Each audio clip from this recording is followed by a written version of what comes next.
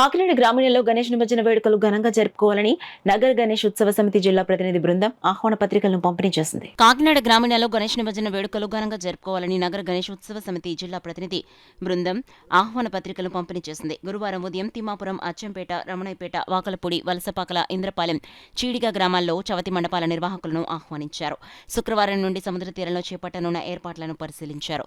సమితి గౌరవ అధ్యక్షులు సామాజికవేత్త దుసర్లపూడి రమణరాజు, సమితి జిల్లా కన్వీనర్ ఎనిమిరెడ్డి మాలకొండయ్యను మాట్లాడుతూ, rural co convener Rambala Venkateswararao మాట్లాడుతూ, పోలీసు అధికారులకు ట్రాఫిక్ నియమాలకు నిమజ్జనం ఊరేగింపు నిర్వాహకులు పూర్తిగా సహకరించాలని తెలిపారు.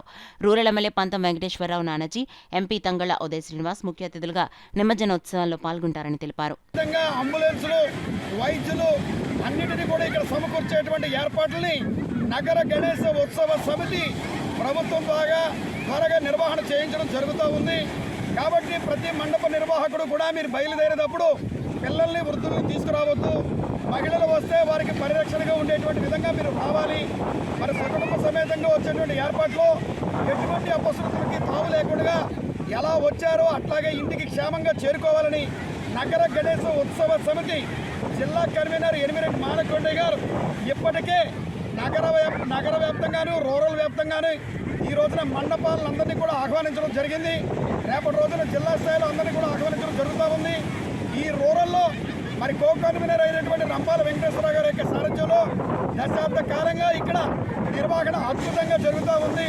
మరింత అద్భుతంగా జరిగే విధంగా రాబోయేటువంటి రోజుల్లో మరి నిర్మాణం కొనేటువంటి వైఖరిగా ఇక్కడ లోకమాన్య బాలగంగాధర తిలక్ వేదిక ఏర్పాటు చేసేటువంటి దిశగా మరి మీరందరూ కూడా ఈ కార్యక్రమాలు జయప్రదం చేయడానికి మీరందరూ తలలు రావాలని నగర గణేశ ఉత్సవ సమితి పిలుపునిస్తాం. అందరికీ కూడా ఆహ్వానం ఇవ్వడం జరుగుతుంది.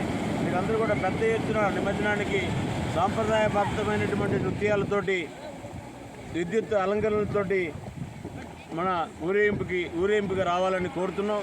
ఆ విధంగానే ఇక్కడ ఏర్పాట్లు కూడా ఇక్కడ రోడ్లో కోకర్నర్ గారు ఇక్కడ బీచ్ రోడ్లో సూర్యాపేట చాలా చక్కటి ఏర్పాట్లు పరిశీలిస్తున్నారు. అధికారులు కూడా సహకరిస్తున్నారు. మనము హిందువులు ఐక్యతతోటి ఈ ఉత్సవాలు 9 రోజులు ఎలా చేసుకున్నామో నిమజ్జనం కూడా అంతే భక్తి శ్రద్ధలతో చేసుకోవాలి. ఇక్కడ సూర్యాపేటతో పాటు ఈ యొక్క కాకినాడ జిల్లాలో ఉండేటటువంటి 7 అసెంబ్లీల్లో, అన్ని మండలాల్లోనూ, మున్సిపాలిటీల్లోనూ 16వ తేదీ నిమజ్జన కార్యక్రమం ఘనంగా జరుగుతుంది.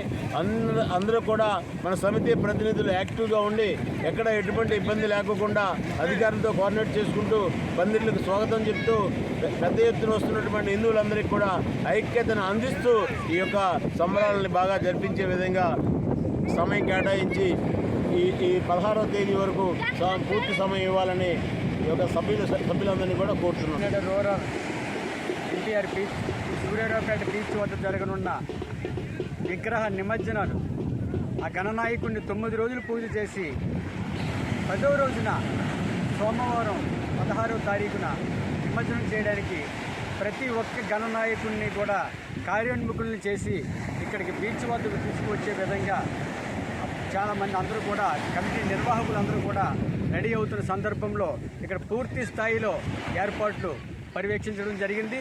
దీనికి పూర్తి స్థాయిలో జిల్లా కన్వీనర్ అయినటువంటి ఎనిమిరెడ్డి మాలకొండ గారు కావచ్చు, అదేవిధంగా సమితి గౌరవ అధ్యక్షులు దోసలపూడి రమణరాజు గారు, మేమందరం కూడా ఈ కార్యక్రమాలన్నీ కూడా పర్యవేక్షిస్తూ ఎక్కడెక్కడ లోపాలు ఉన్నాయో ఆ లోపాలన్నీ సరిచేసుకుంటూ ప్రభుత్వ యంత్రాంగాన్ని పూర్తి స్థాయిలో దీంట్లో ఇన్వాల్వ్ చేస్తూ ప్రభుత్వం యొక్క సూచనల మేరకు, అదేవిధంగా ఇక్కడ కాకినాడ రూరల్ ఎమ్మెల్యే అయినటువంటి పంతం నానాజీ గారు కూడా మన ఈ రోడ్డు విషయం కూడా చెప్పడం జరిగింది.